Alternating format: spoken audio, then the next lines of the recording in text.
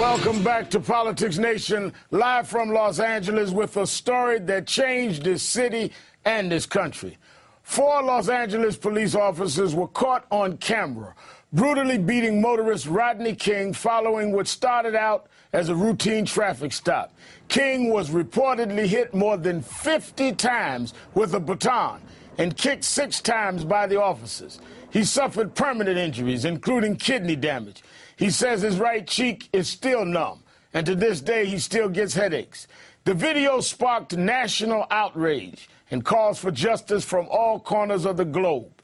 And on April 29, 1992, the world was shocked again when the 4 police officers who beat King were found not guilty on numerous charges, including excessive force.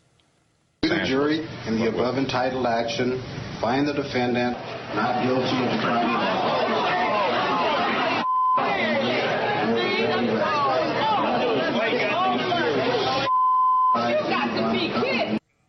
Within hours of the verdict, Los Angeles was on fire. The riots would become the worst in U.S. history. What's a fire here is a track auto supply store and a thrifty drugstore. 2 businesses, lots of jobs just going up in flames. I'm probably going to lose this store to fire.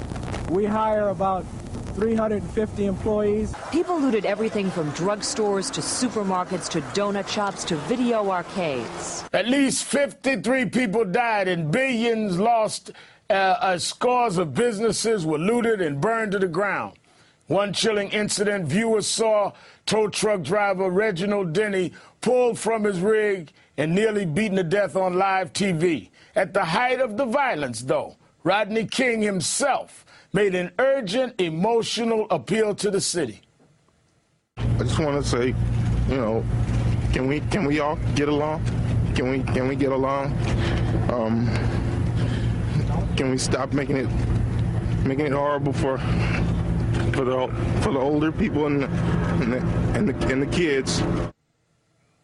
Joining me now, Rodney King, his book, The Riot Within, My Journey from Rebellion to Redemption, is in bookstores this week. Thank you for your time tonight, Rodney. Oh, yeah, thanks for having me. Now, it's been 20 years, and you have, from day one, said you did not want to see any violence. You only wanted justice.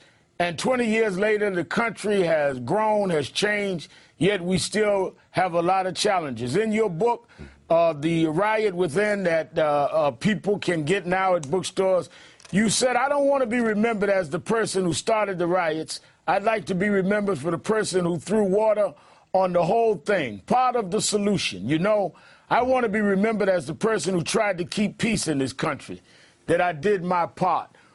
What do you mean by that, Rodney? You know, I would prefer to be remembered as a person who was part of this resolution.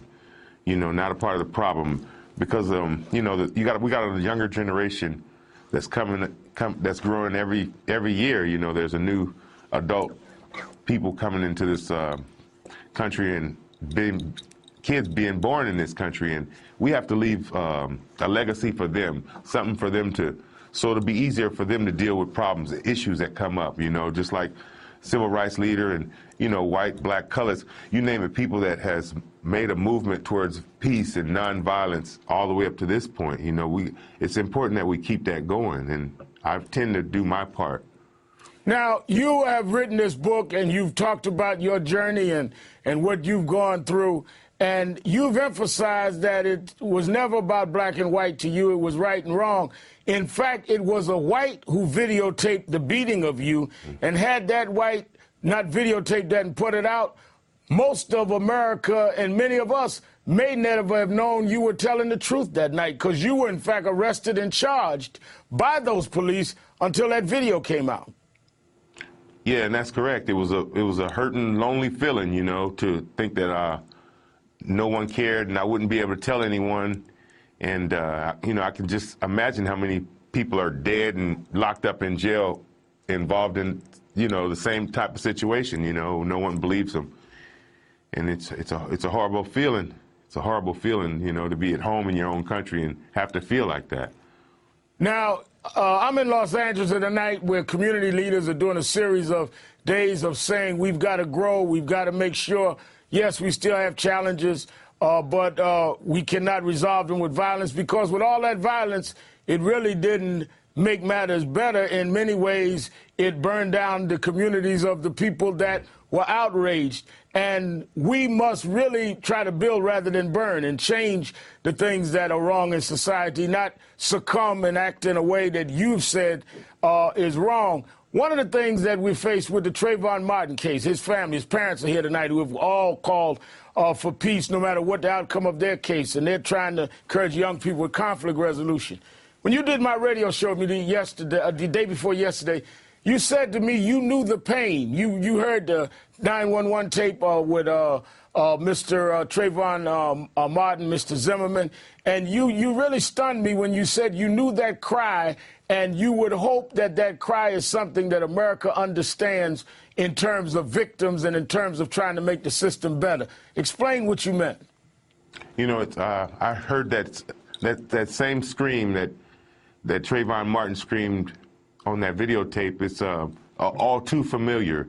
I can remember 20 years ago, I was screaming for from the top of my lungs because I was that close, inches from death. And so I know that scary, empty, lonely feeling when that baby boy was screaming like that. And I'm pretty sure that anyone that has been to war, the Vietnam vets, you know, they know that scream and that feeling just before you're about to die also. Some of the ones that have went through tragedy and got so close to death but made it back. It's a cry for help. It's a cry just before you're about to die. What would you say to young people that are outraged about cases today, whether it's Trayvon, whether it's other cases around the country, and they are involved, they are getting active, they may have not even been born when your case happened? What counsel can you give them as we say? I'm sorry, I can't hear you, but I can't hear anything right now, but I'm going to take it from there. Let me say it again. What would you say to young people around the country today that are getting active? You are talking to a new generation as we tell them to let's build and change the laws and change society and not just burn and be violent. What would you say as one of the most famous victims in America? Let's go about it differently. It's a lot of people that's still walking, that's alive, that was coming up during the early civil rights movement and went through that type of violence, and they saw how communications and to be able to get to know a person again after the violence, it's real difficult for you know, to be loved and for people to respect you. And so what I would say is just be patient. The justice system works. It's a slow process, but it did work in my case, and I finally received justice.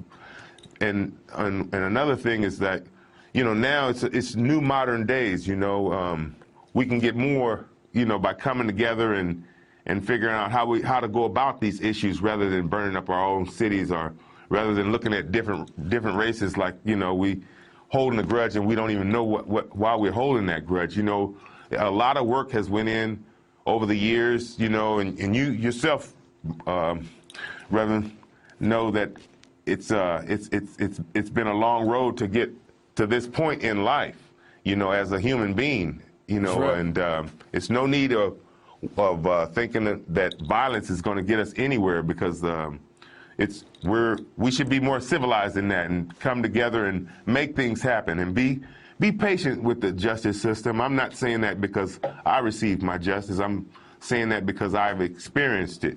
And when I went through what I went through, I was so lonely. I just thought time was moving so slow for me to receive my justice. And I finally got it, you know, and was embraced by the world. And especially here in the United States, I was embraced. And it was a wonderful feeling, you know. And I was saying to myself, I wish I had been... you know, I wish I could see things like I see them now, you know. And well, so you've written them down so everybody could see them. The author of the book, The Riot Within, Rodney King. Thank you for joining me tonight, Rodney. Thanks for having me. Still ahead, While the new president was celebrating his inauguration, Republicans were literally plotting his defeat. We go inside the secret plan hatched on day one.